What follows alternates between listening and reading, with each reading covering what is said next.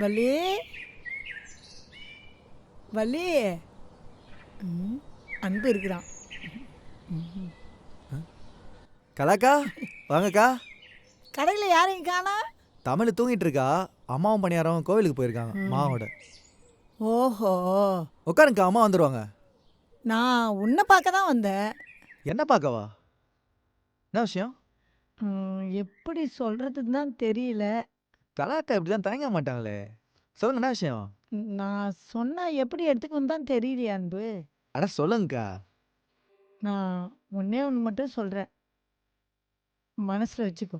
ஆ உன் பொண்டாட்டி தமிழ எதுக்காகவும் யாருக்காகவும் விட்டு கொடுத்துறாத அன்பு. அக்கா, அதெல்லாம் நான் ஏங்கா விட்டு கொடுக்க போகிறேன்?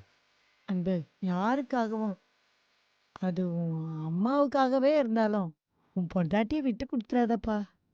என்னக்கா திடீர்னு இப்படி சொல்கிறீங்க? இல்லை, சொல்லணும்னு தோணுச்சு, அதான். சரிங்கக்கா. சரிப்பா, நான் வரேன். அக்கா, நீங்கள் எதுக்காக இதை சொன்னீங்கன்னு தெரியல. ஆனால் கண்டிப்பாக ஒரு காரணம் இருக்கும்.